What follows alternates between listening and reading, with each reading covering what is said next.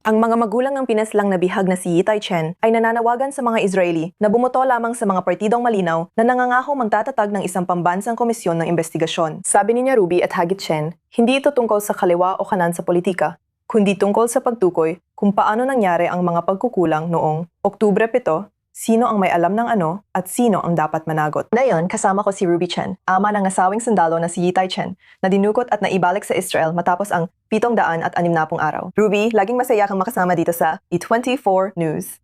Salamat sa pagsama mo sa amin ngayong gabi. Salamat, Nicole, sa pag-imbita sa akin. Ito ang unang eleksyon mula noong ika-7 ng Oktubre. Maraming issue ang kailangang harapin ng publiko ng Israel kapag sila ay bumuto.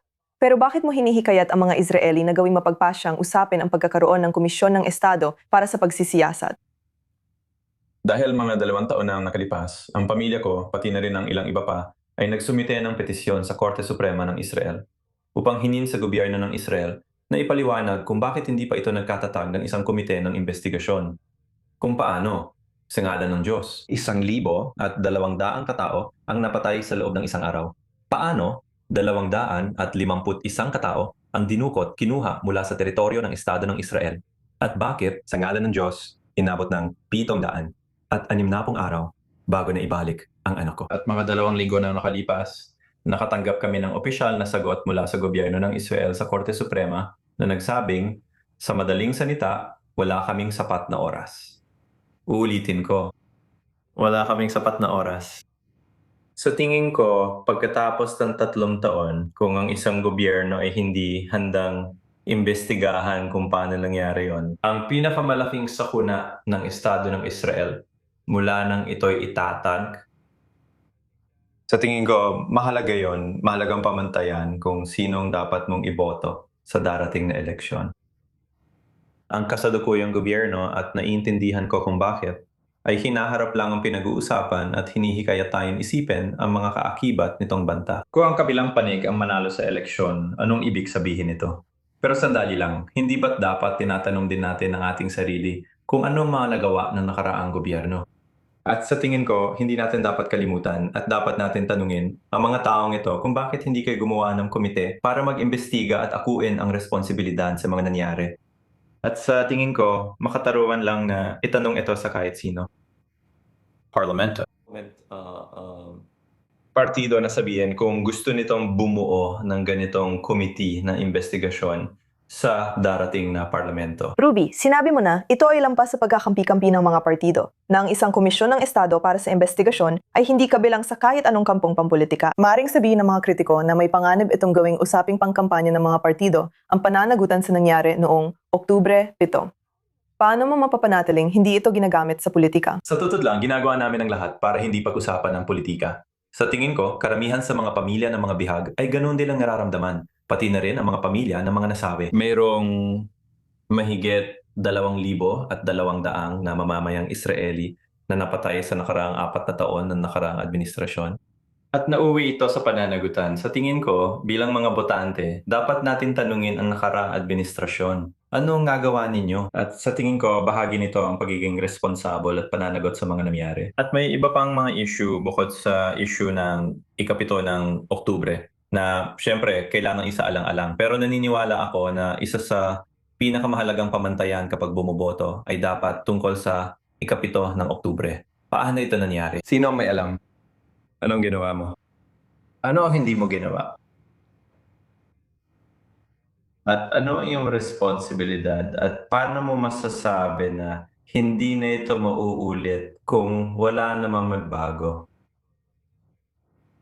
At sa tingin ko, hindi maganda ang ganung pananaw. Ang leader ng oposisyon na si Yair Lapid, kamakailan ay binanggit kanya sa isang post sa social media. Dumalo ka sa pagtitipon ng Yesh Atid bilang pamamaalam kay MK Yoav Segalovitz na ngayon ay aalis na sa partido. Sinabi ni Lapid na nagpasalamat siya sa iyong pagdalo. Nag-usap kayo tungkol sa kampanya at kung ano pa ang kailangang magawa.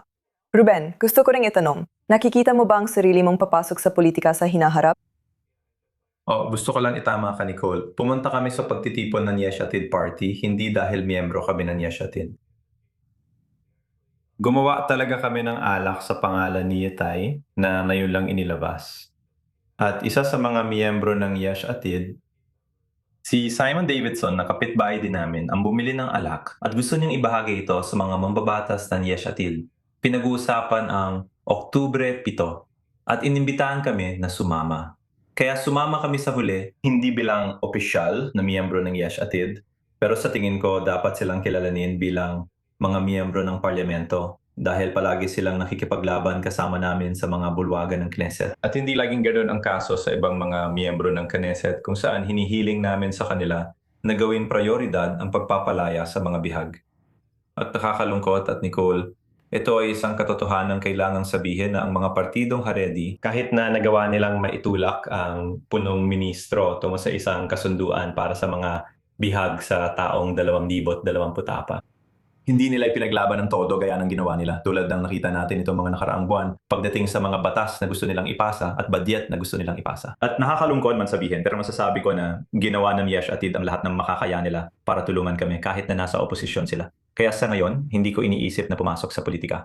Sa ngayon, gusto ko lang na magkaroon ng boses na nagsasalita sa paraang hindi politikal. At muli, hinihikayat ko ang mga nakikinig sa atin ngayong gabi na itanong kung anong nangyari noong Oktubre 7 at sino ang may pananagutan at ano ang nangyari. Dahil kung hindi natin susuriin ang mga bagay na yon, mauulit lang ulit ito. At mas marami pang pamilya ang mauupo na katulad ko na kailangan magsalita tungkol sa kung paano namin nawala ang aming anak nang hindi nauunawaan kung bakit yon nangyari at kung sino ang may alam at anong mga hakbang ang ginawa para hindi na yon maulit. Talagang pinahahalagahan namin ang patuloy mong pagiging boses at ang patuloy mong pagbabahagi ng iyong tinig dito sa I-24 News. Ruby Hen, maraming salamat sa pagsama sa akin. Salamat sa pag-imbita sa akin. Ngayon, dadalhin natin ang pag-uusap na ito sa studio kasama ko ang political analyst na si Gil Hoffman. Gil, nakikita natin ang mga pamilya ng mga bihag. Ang kanilang mga boses ay naging familiar na, kilalang kilala, at napaka-vocal sa publiko ng Israel nitong nakaraang 2.5 taon. At ngayong papalapit na tayo sa eleksyon sa Israel, gaano kalaki ang inaasahang impluwensya ng mga dating bihag at ng kanilang mga pamilya? Lalo na't ito ang unang eleksyon mula noong ika-7 ng Oktubre. Malaki, Nicole. May moral silang otoridad sa lahat ng panig ng political na spectrum. Ipaparinig nila ang kanilang tinig. At hindi palaging tanggap sa lipunan sa Israel para sa mga miyembro ng pamilya ng mga biktima. Alam mo ba kung sino ang gumawa ritong katanggap-tanggap? 50 taon na ang nakalipas, isang lalaki na ang pangalan ay Yoni Netanyahu ang napatay sa isang operasyon sa Tebi at ang kanyang kapatid si Benjamin Netanyahu ang nagtatag ng isang anti-terror na organisasyon at iyon ang nagbukas ng daan sa kanyang karerang diplomatiko at politikal. At kung ayaw niyang makarinig ng mga boses ngayon na maaring pumuna sa kanya at sa kanyang papel noong Oktubre 7, sa totoo lang, siya mismo ang may kasalanan doon. Well, Gil, may isa pang pamilya ng bihag na sa mga headline rin ngayon. Ito ay si Anav Zan Galkert. Sinasabi niya na si Yair Golan ay nangako sa kanya ng nakalaang pwesto sa listahan ng partido ng Democrats. Ngunit binawi rin ito kalaunan. Sa social media, sinabi ni Golan, sa madaling salita, pasensya na. At hindi ako nagbigay ng anumang nakalaang pwesto kaninuman. Pero gaano kaya ito makakasama kay Yair Golan at sa Democrats? Sa totoo lang, isang malaking regalo ito kay Netanyahu na matanggal siya sa daan dahil siya ang pinaka-nakakainis na kritiko ni Netanyahu mula pa noong Oktubre 7 at palaging malakas ang kanyang boses sa bawat protesta at iba pang mga kaganapan. Ginawa niyang masyadong political ang hostage forum nung una na hindi naman talaga ito ganun. Kaya naman lubos kong naunawaan si Yair Golan. Nagkaroon siya ng primary kung saan 113,000 katao ang lumahok at may karapatan talaga siyang magkaroon ng nakalaang pwesto. At sa sinabi niya, hindi ko ito gagamitin kahit pa isa siyang kilalang tao ngayon, talagang nagbigay siya ng mahalagang pahayag sa kanyang partido na nagpapakita ng katapatan sa kanila. At talagang naagrabyado siya